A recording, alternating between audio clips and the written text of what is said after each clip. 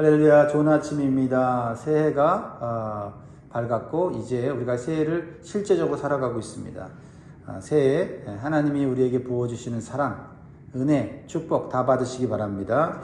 요한일서 4장 13절에 27절 말씀을 가지고 하나님 말씀의 교훈과 기도 제목을 나눌 때 기도 제목 먼저 나눕니다. 따라 하십니다. 하나님께서 내 안에 거하심을 확신하게 하시고 그 증거가 성령과 사랑을 통해서 나타나게 하소서. 아멘. 참 좋은 기도 제목이죠. 네, 이 기도 제목이 여러분 마음속에, 삶 속에 이루어지길 바랍니다. 사랑하는 성도 여러분, 우리는 신앙생활 하면서 한 번쯤은 이런 질문을 하게 됩니다. 나는 정말 하나님 안에 거하고 있는가? 내 믿음은 진짜인가? 아니면 익숙해진 종교생활이 아닐까? 자, 이런 질문을 하게 되는데 이 질문은 잘못된 질문이 아닙니다. 오히려 우리의 신앙을 진지하게 생각하고 있다고 하는 좋은 질문이에요. 오늘 본문은 우리가 하나님 안에 거하고 있다는 사실이 막연한 감정이 아니라 분명한 내적인 증거와 외적인 증거가 있다는 것을 가르쳐주고 있어요. 얼마나 좋습니까? 그렇죠? 하나님이 내 안에 거하다는 것이 단순한 어떤 내 상상이나 느낌이 아니라 실제적인 증거가 있고 확신이 생긴다 이 말입니다. 자, 이제 본문으로 들어가 그 증거들이 무엇인지를 함께 살펴보겠습니다. 우리 안에 하나님이 거하신다는 것을 알게 되는 것은 첫 번째는 성령을 통해서 알게 된다. 성령을 하나님이 우리에게 주셨다라고 말씀하고 있습니다. 요한일서 4장 13절 보세요. 그의 성령을 우리에게 주심으로 우리가 그 안에 거하고 그가 우리 안에 거하시는 줄을 아느니라. 참 하나님 사랑이 많으시고 친절하신 분이세요. 그렇죠? 하나님 우리 안에 거하시다는 것을 너희들이 스스로 깨달아라 이렇게 하면은 고민이 많을 텐데 성령을 주셔서 성령을 통해서 우리가 깨닫게 된다라는 것입니다. 여기서 주셨다라고 하는 이 말은 한 번 주고 마는 것이 아니라 마치 마르지 않는 샘물처럼 우리의 영혼에 계속해서 부어주시는 은혜를 뜻합니다. 그러므로 여러분 성령을 계속 사모하시면 성령이 여러분 가운데 역사하시는 것을 느낄 수가 있습니다. 자, 비유를 하나 들어볼까요? 바람은 눈에 보이지 않습니다. 하지만 나뭇잎이 흔들릴 때가 있죠. 그러면 우리는 무엇을 알 수 있어요? 바람은 눈에 보이지 않지만 바람이 불고 있구나. 그렇죠? 때로는 우리가 차를 타고 갈 때도 차가 막 흔들릴 정도로 이렇게 움직일 때가 있죠. 그럴 때 우리는 뭐라고 합니까? 바람이 강하게 불고 있구나. 알죠. 눈에 보이지 않아도 알 수 있는 존재가 있다 이 말입니다. 성령님도 마찬가지입니다.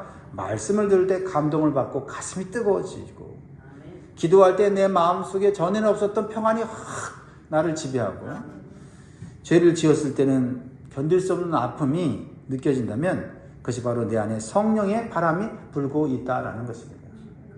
성령이 오셨구나. 성령이 내 안에 계시구나. 그래서 이 성령께서는 우리가 하나님의 자녀가 된 것도 알게 하시고 하나님이 내 안에 계신다는 것을 깨닫게 해주는 거죠. 로마서 8장 16절에 성령이 친히 우리의 영과 더불어 우리가 하나님의 자녀인 것을 증언하시나니 라고 말씀하고 있습니다. 사랑하는 성도 여러분, 오늘 여러분의 마음을 가만히 들여다 보십시오. 새해에는 좀 더 주님 뜻대로 살고 싶다. 이런 소망이 여러분 마음속에 꿈틀댄다면 성령이 계신 증거입니다. 내 믿음이 더 견고해져서 말씀대로 살고 싶은, 그래서 하나님께 영광 돌리고 싶은 영적인 간절함이 있나요? 네, 그것이 바로 성령이 계신 증거입니다. 그래서 내 외적인 종교 생활에 따라서 하나님께서 내 안에 계신가를 측정하면 안 돼요. 예배에 열심히 참석하고 말씀을 읽고 기도하는 것으로 하나님이 내 안에 계신다는 것을 느낄 수가 있습니다. 그러나 열심히 신앙생활 할 때에도 마음에 불안이 찾아오고 시험에 들고 죄를 지을 때가 있어요. 그럴 때 우리는 의심하게 되죠. 하나님이 내 안에 정말 계시는가? 그럴 때 내 느낌이나 감정에 속지 말아야 됩니다. 하나님께서 내게 주신 성령님을 신뢰하시기 바라요. 그리고 하나님께서 내 안에 계심이 흐리게 느껴질 때는 우리는 성령님께 간절히 기도해야 돼요. 하나님께서 내 안에 계심을 더욱 강하게 경험하게 하셔서 더욱 하나님과 영적으로 교제하면서 평강과 기쁨으로 살게 하여 주옵소서. 예, 이 기도를 하는 거죠. 왜요? 하나님께서 우리에게 성령을 주셨기 때문에 그렇습니다. 두 번째로 주시는 교훈은요, 예수님을 구주로 시인할 때 하나님이 우리 안에 거하십니다.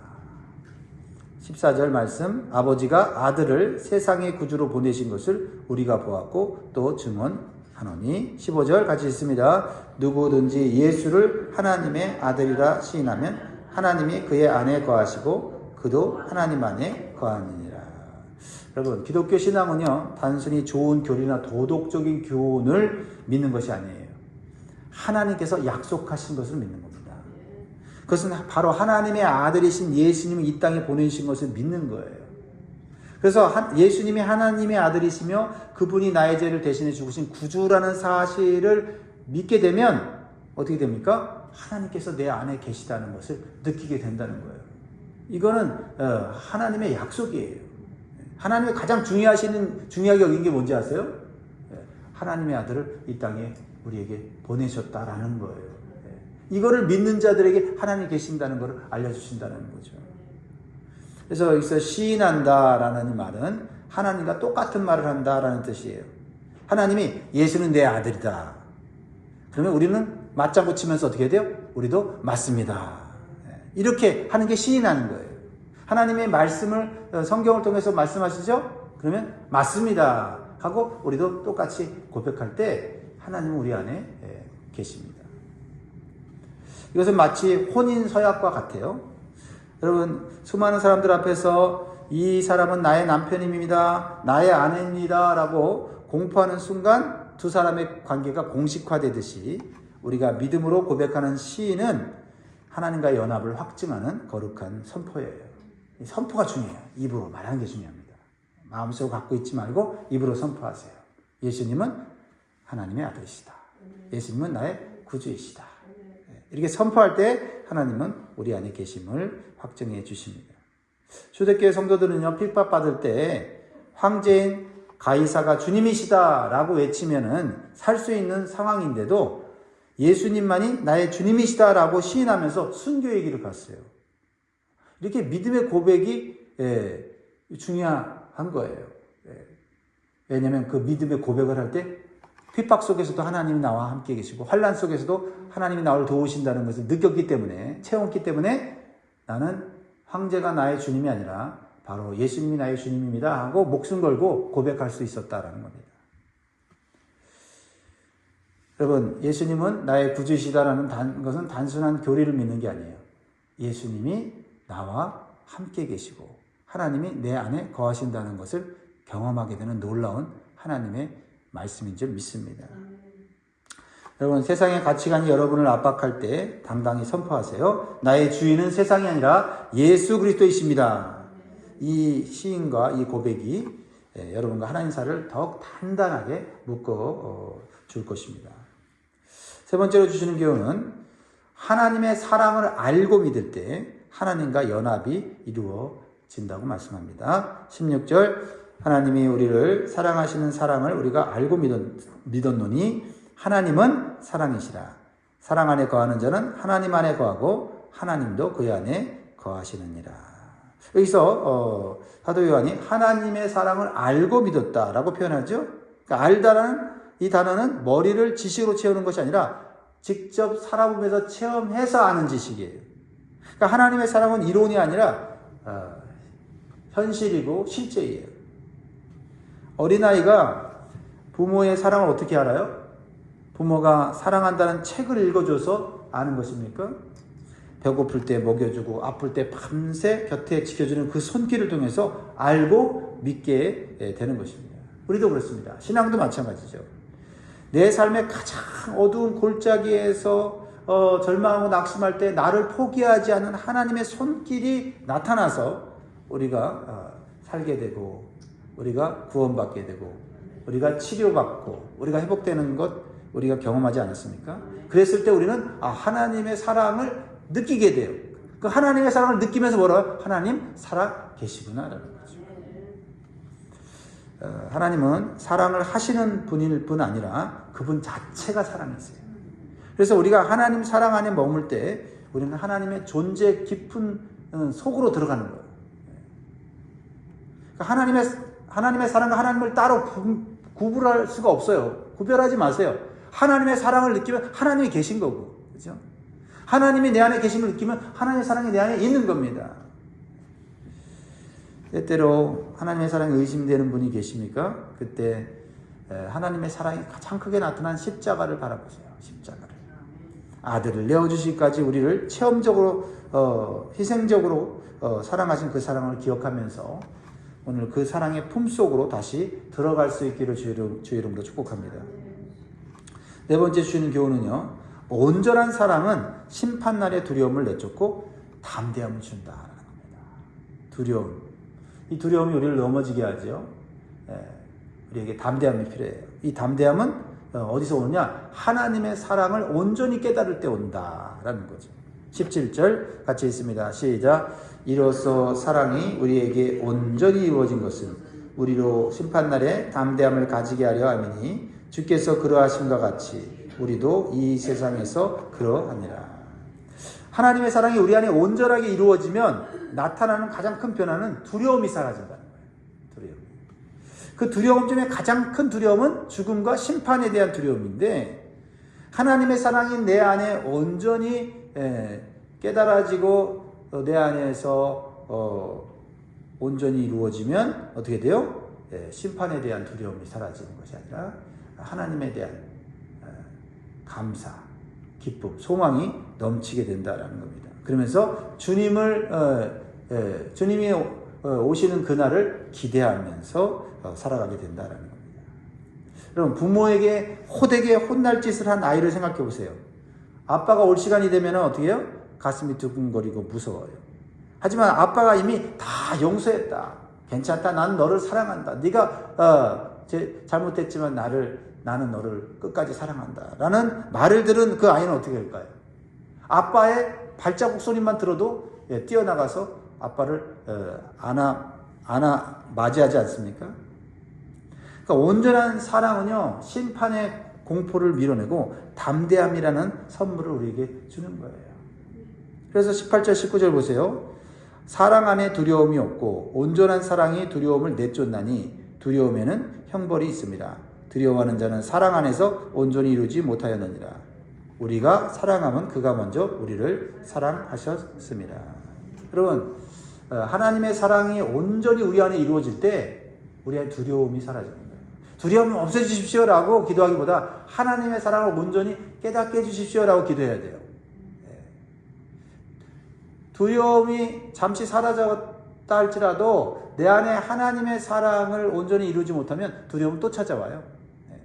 그러면 여기서 우리가 착각하면 안 돼요. 하나님의 사랑은 점점 발전하는 건가? 아니에요. 하나님의 사랑은 이미 완성되어 있어요. 완성된 그 하나님의 사랑을 내가 느끼고 경험하고 신뢰하고 순종할 때 내 안에 사랑이 온전히 이루어지는 거죠. 그러니까 하나님의 사랑은 변하지 않아요. 왜? 완성되어 있기 때문에 변하지 않거든요. 하나님의 사랑은 풍성하고 한이 없어요. 완벽합니다.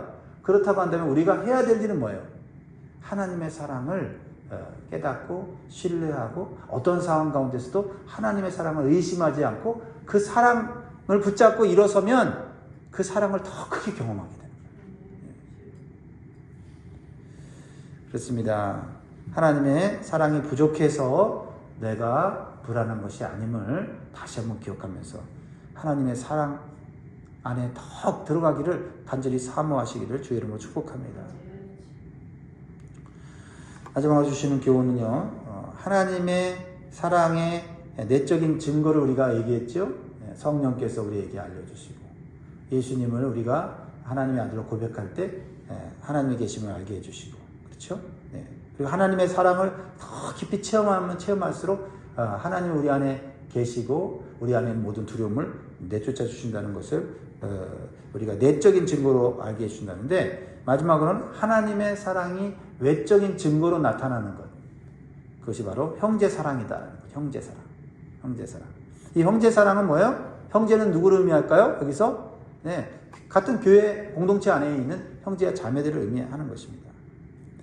20절 21절을 같이 읽습니다. 시작. 누구든지 하나님을 사랑하노라 하고 그 형제를 미워하면 이는 거짓말하는 자니 보는 바 그 형제를 사랑하지 아니하는 자는 보지 못하는 바 하나님을 사랑할 수 없느니라. 우리가 이 계명을 주께 받았나니 하나님을 사랑하는 자는 또한 그를 사랑할지니라.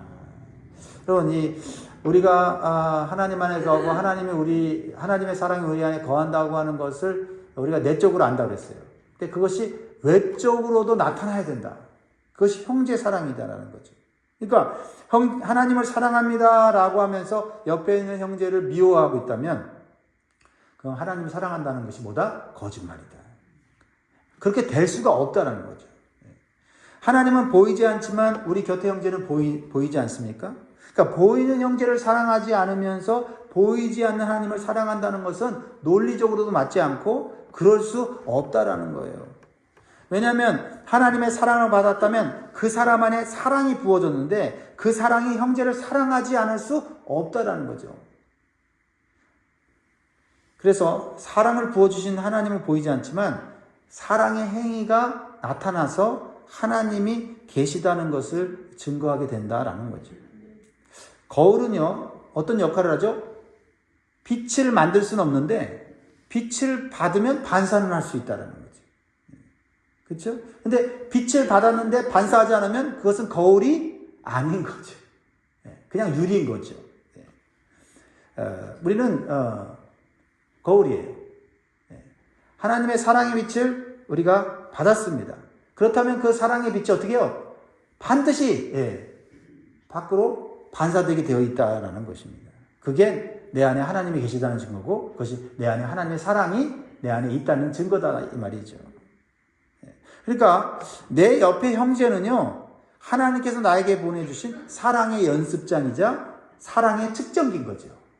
그러니까 내 안에 하나님이 계신가? 내 안에 하나님의 사랑이 있는가를 보는 거는, 외적인 증거는 뭐냐면 내가 이 형제를 사랑하고 있는가? 이 자매를 사랑하고 있는가? 이 자매를 내가 미워하는 마음이 있다면 하나님이 내 안에 계신 것이 아니지, 하나님의 사랑이 내 안에 있는 것이 아니지 하고 우리는 어떻게 해요?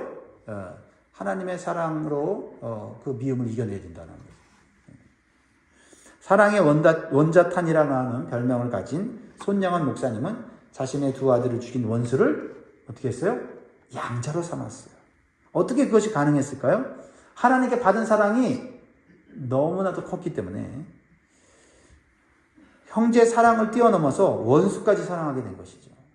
그러니까 형제 사랑이, 하나님 사랑이 끝이 아니에요. 전부가 아니라는 거예요. 형제 사랑은 하나님이 우리에게 부어진 사랑의 출발점이에요. 그러니까 형제 사랑도 못하면서 원수 사랑을 어떻게 하겠느냐, 이렇게 나오는 거죠. 그러니까 그게 예수님의 사랑이죠. 예수님의 사랑은 형제 사랑을 뛰어넘었어요. 그렇죠? 원수 같은 우리를 사랑하셔서 우리를 구원하심으로 하나님의 사랑을 확증하셨잖아요.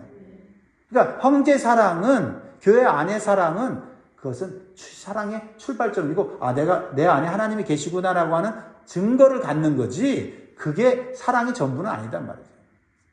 그래서 로마서 5장 8절에 우리가 아직 죄인 되었을 때에 그리스도께서 우리를 위하여 죽으심으로 하나님께서 우리에 대한 자기의 사랑을 확증하셨느니라. 아멘. 그 사랑으로 우리가 살고 있잖아요. 그 사랑으로 우리가 오늘도 감사하면서 살고 있잖아요. 근데 그 사랑이 어떻게 나타나야 된다고요? 형제 사랑으로 나타나야 된다. 그게 안 나타나면 내 안에 하나님의 사랑을 깨닫지 못하든지 그 사랑을 내가 스스로 가리고 있다라는 거지요. 하나님의 사랑은 거창한 것으로 시작되는 것이 아닙니다. 오늘 내 마음을 불편하게 하는 그 사람을 향해서 기도하는 거예요. 주님, 저 사람을 내 힘으로는 사랑할 수 없으니 주님의 사랑을 내게 부어주세요. 하고 기도하는 것부터 시작해야 합니다. 눈에 보이는 형제를 품을 때 비로소 세상은 여러분을 통해 보이지 않는 하나님을 보게 될 것입니다. 말씀을 이제 마무리합니다. 오늘 말씀은 예수님을 믿는 우리에게 분명히 말씀해 주고 있어요. 이게 너무 중요합니다. 이게 신앙의 기초 중에 기초입니다. 이게 우리의 신앙을 계속해서 붙들고 나아가게 하는 거예요. 너희는 지금 하나님 안에 거하고 있다. 하나님이 너희 안에 거하고 있다.